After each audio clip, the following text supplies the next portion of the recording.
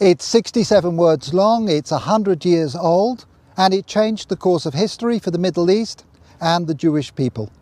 The Balfour Declaration, the expression of the British government's support for a Jewish home in Palestine, was sent by British Foreign Secretary Arthur Balfour to the second Lord Rothschild. I'm here in Buckinghamshire at Waddesdon Manor to speak with the fourth Lord Rothschild about the Balfour Declaration, what it means for Britain, for the Jewish people and the Rothschild family. The Foreign Office, November the 2nd, 1917. Dear Lord Rothschild, I have much pleasure in conveying to you, on behalf of His Majesty's Government, the following declaration of sympathy with Jewish Zionist aspirations, which has been submitted to and approved by the Cabinet. So it's possibly the most famous letter in modern Jewish history, and it begins with 3 words: Dear Lord Rothschild. Why was it that this letter was sent by the Foreign Secretary to your great-uncle Walter?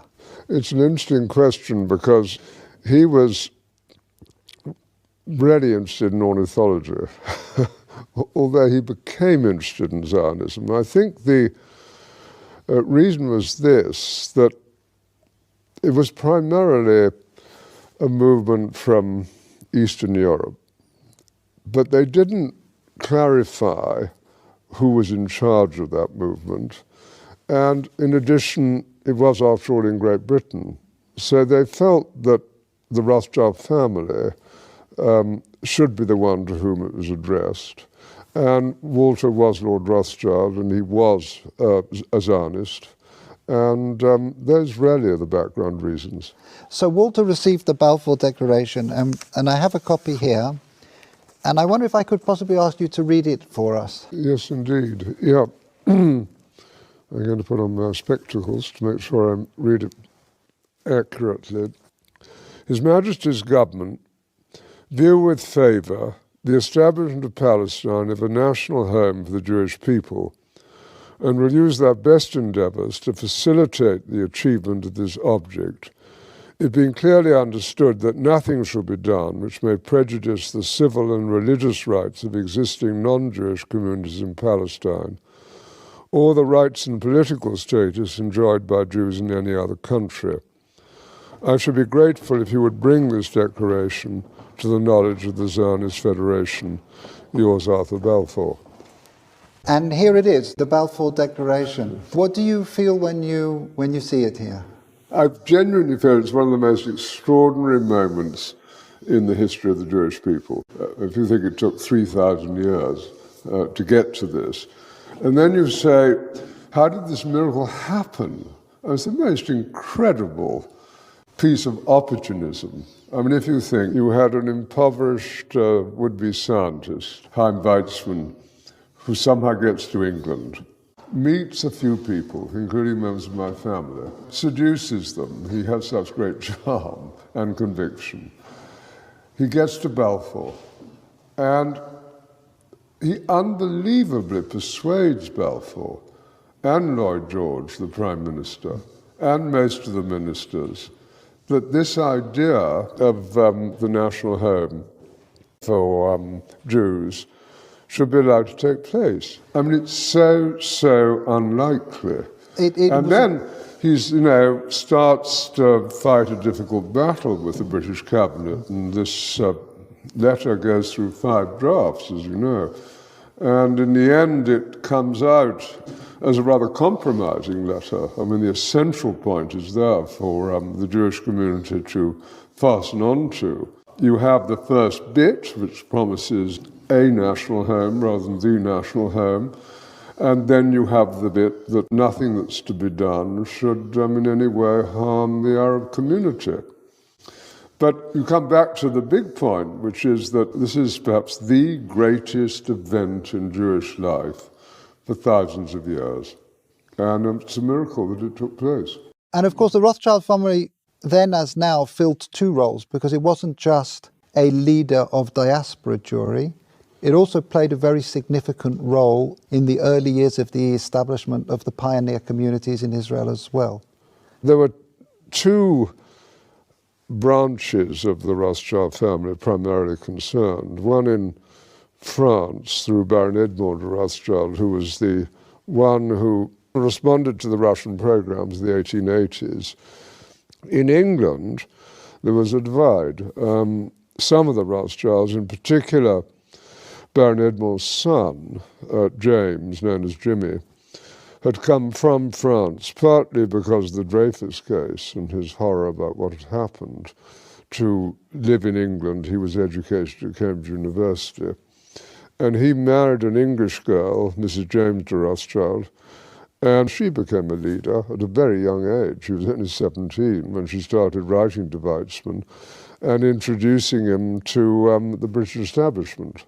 Other Rothschilds felt it was better to be assimilated into English life, and although they retained their interest in Judaism and Jewish life, they didn't think it was a good thing that this national home should be established in Israel. So it was something that divided my family, as with many other families.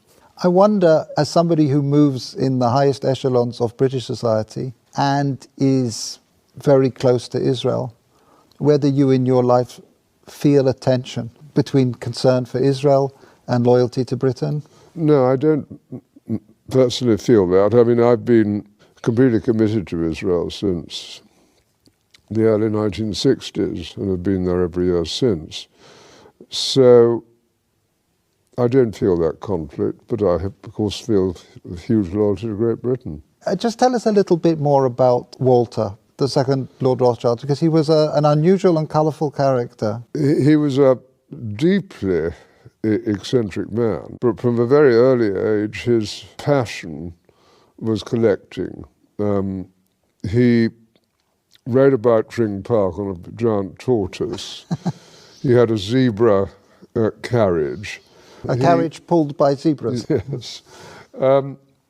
He collected on a massive scale birds, insects, fleas, It was butterflies. the largest single collection created by a single individual. I think that's true. I think certainly in Great Britain, I think probably anywhere, he was the greatest collector of ornithological material. His niece, Miriam, writes that for 2 years, as one of his eccentricities, he didn't open any of the letters that were sent to him and stuffed them away into wicker baskets.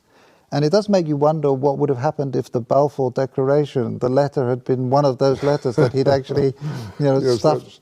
That's true. At that stage, and it's very difficult to quite understand why, he had taken a deep interest in what was happening about the possible Balfour Declaration. So maybe those letters would have got to the top of his pile. I just want to revisit for a moment your cousin Dorothy, who you mentioned, who at an extraordinarily young age, still in her teens, played such a critical role as a go-between and a facilitator for Chaim Weizmann. Can you say a little bit about that? Well, she married my cousin Jimmy when she was 17.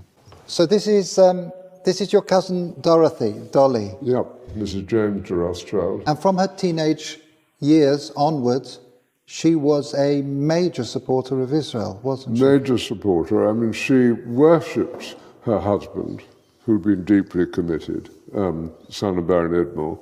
It was due to him, I think, that she became interested. But once she became interested, she became passionately interested. After his death, she became even more committed. She just wanted to carry out his wishes and what he cared deeply about. And then she had her own personality, a deeply good human being who was quite unselfish. She devoted herself to this place, to Israel, and to a few friends, and had a wonderful life. And you can read letters from her to Weizmann and from Weizmann to her when she was only 17. And what she did which was crucially important, was to connect up Weizmann with the British establishment. I think she also trained him in how to deal. She helped educate how to and it's conduct himself. At that age, but she did sort of tell Weizmann, how to kind of integrate, how to insert himself into British establishment life, which he learned very quickly. So I'm here in the Waddesdon Manor archives, where there is a treasure trove of remarkable documents from the time of the Balfour Declaration.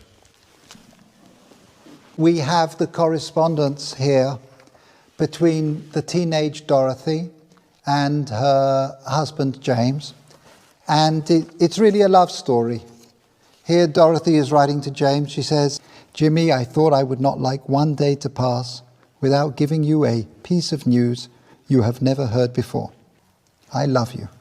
But of course their correspondence wasn't just romantic correspondence. Here we have detailed letters describing her dealings with Zionist leaders, her advice and her suggestions regarding the conferences of the Zionist movement.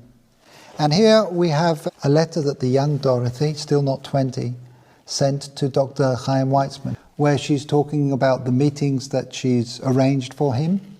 And as we've heard, she was helpful in training and preparing him to enter into the highest echelons of British society to advance the cause of the Zionist movement.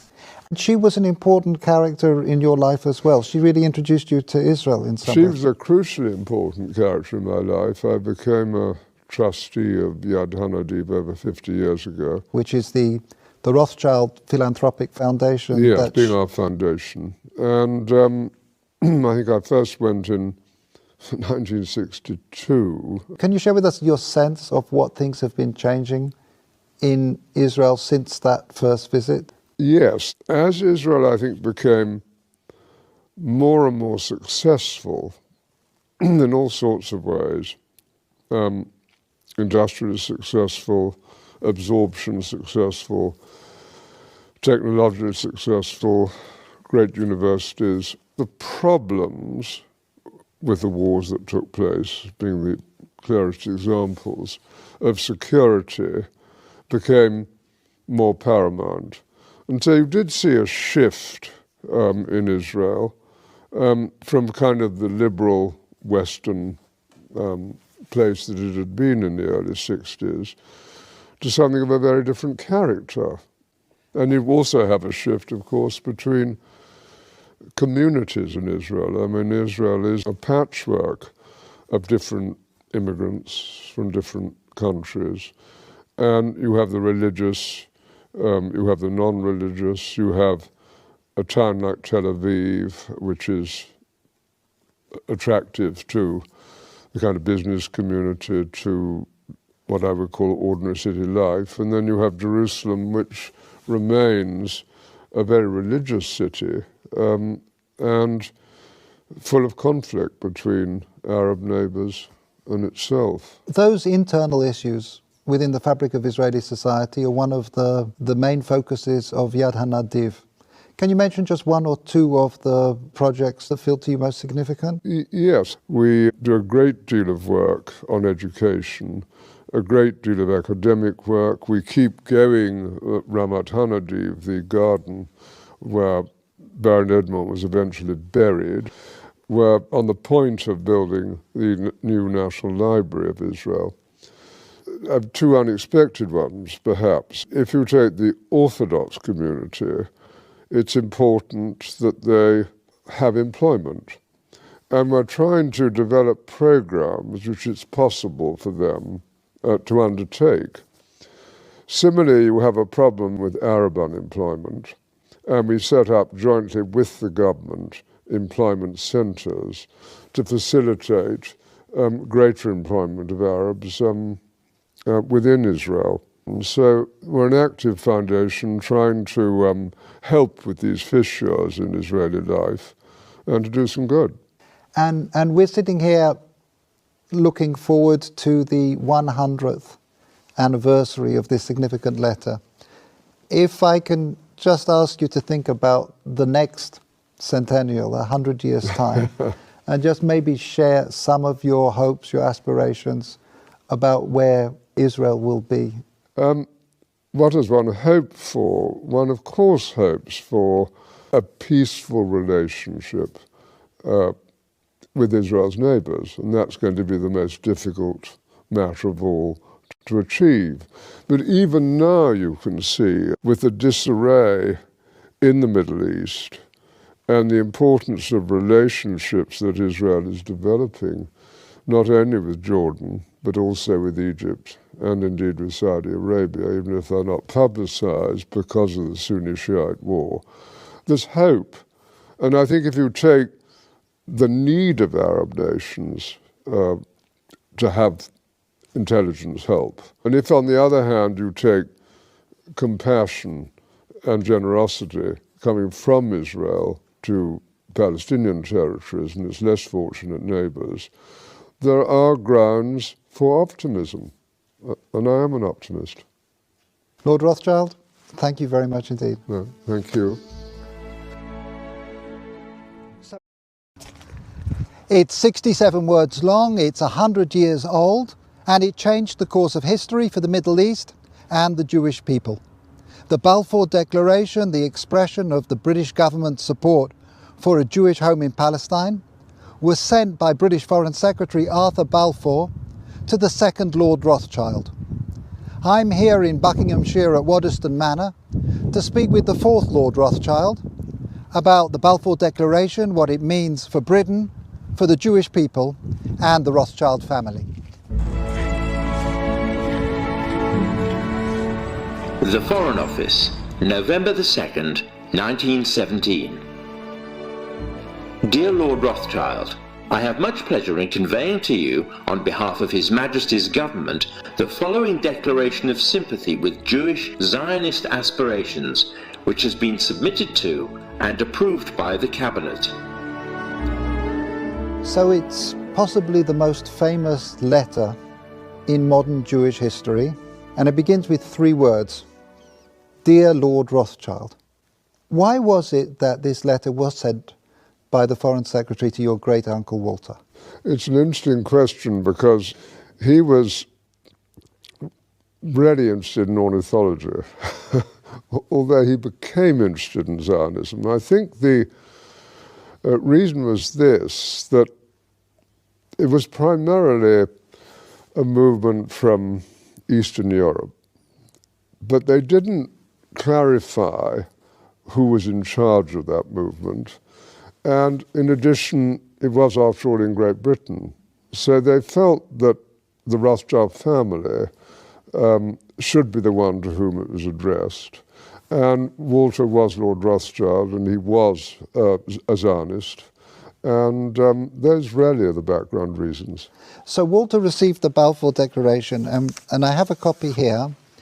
And I wonder if I could possibly ask you to read it for us. Yes, indeed. Yeah. I'm going to put on my spectacles to make sure I read it accurately. His Majesty's Government view with favour the establishment of Palestine as a national home for the Jewish people, and will use their best endeavours to facilitate the achievement of this object